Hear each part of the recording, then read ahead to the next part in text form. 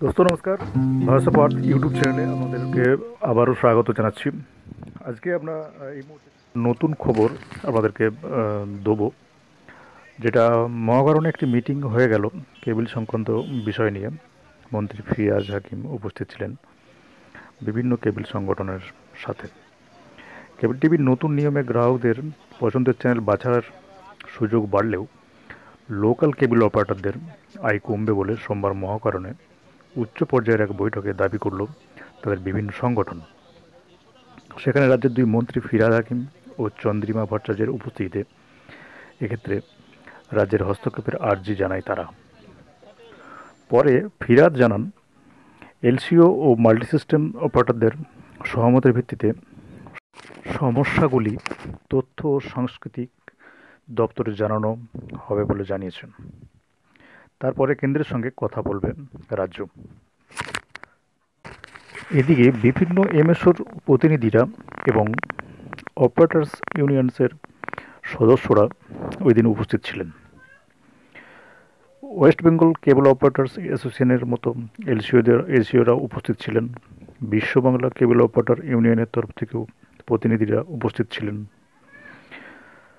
এক্ষেত্রে যেটা জানাচ্ছেন ওনারা, এলসিওদের দাবি, নতুন নিয়মে মাসুল হারের বন্টন নীতির জেরে তাদের আয় অনেক কমবে। তাই নেটওয়ার্ক ক্যাপাসিটি ফি বা পে চ্যানেলের লভ্যাংশ না বাড়ালে ব্যবসা চালানোই অসম্ভব হয়ে পড়বে।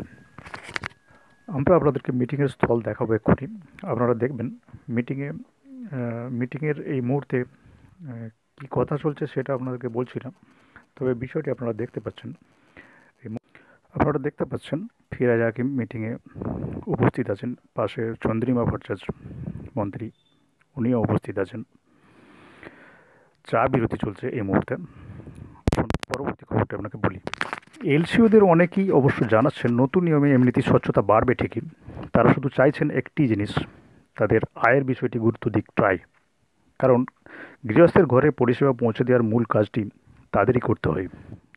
এ প্রসঙ্গে মন্ত্রী ফিরাজ হাকিম একটি গুরুত্বপূর্ণ বিষয় উল্লেখ করে বললেন, এই প্রসঙ্গে 6 বছর আগে কেবল টিভি ডিজিটালাইজেশনের প্রসঙ্গ টেনে তিনি বললেন, তখন মুখ্যমন্ত্রী মমতা বন্দ্যোপাধ্যায় নিজে কথা বলে ব্যবস্থা করেছিলেন।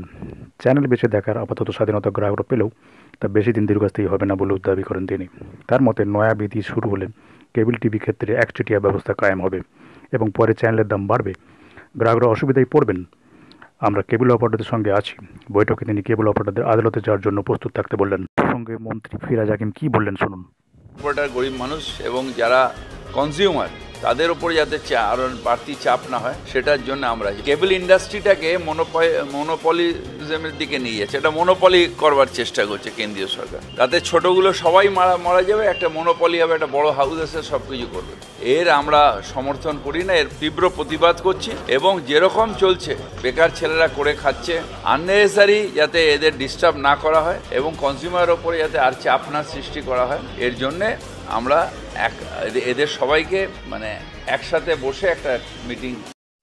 এক বড় কেবল অপারেটর সংস্থার মালিক রূপক ভট্টাচার্য বলেন, আমরা বলেছি বেশ প্যাকের ট্রায়ের নির্দেশ অনুযায়ী যে অর্থ বলা হয়েছে সেই টাকাটি পুরোটি আমাদেরকে দিতে হবে এবং নেটওয়ার্ক ক্যাপাসিটি ফি 20 রুপিস অর্থাৎ 20 টাকা আমাদের দিতে হবে। বিশ্ববাংলা কেবল টিভি অপারেটার্স ইউনিয়নের সভাপতি শঙ্কর মণ্ডলও জানান, আয় কমার প্রতিবাদে টিভি ব্ল্যাক আউট করার পথেও যেতে পারেন তিনি। এমএসও সংস্থা টিভি কেবলের ডিরেক্টর সুরেশ সেটিয়া বলেন, গ্রাহকরা এখন যত টাকা দিয়ে চ্যানেল দেখছেন, ফেব্রুয়ারিতে ওই টাকা মাত্র 5-7টি চ্যানেল দেখবেন।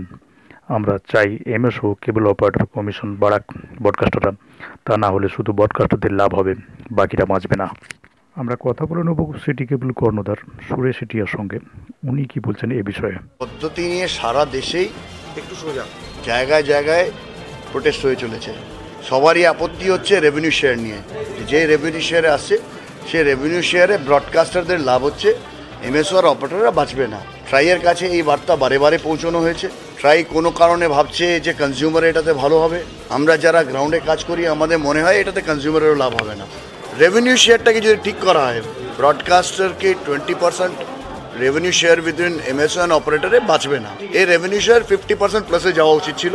50% প্লাসে গেলে বিজনেসের মডেল দাঁড়ায়। একটা রিকোয়েস্ট আরও ট্রাইকে করবো, এই রেভিনিউ মডেলটা যদি না দাঁড়ায় তো ব্রডকাস্টার হঠাৎ আসবে, এসে বলবে 100% গ্রোথ দাও, 50% গ্রোথ দাও, আর সেই গ্রোথ তো কনজিউমারের ঘাড়ে গিয়ে পড়বে যে আমরা কেবল অপারেটরকে বলবো, কেবল অপারেটর কনজিউমারকে বলবে। ওই জিনিসটা যেন এবার না হয়। And thanks for giving your times. Please subscribe our channel and press the bell icon for get the notification instant uploading.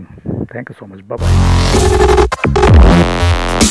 Please like and share, comment and subscribe our channel. Thank you so much for watching.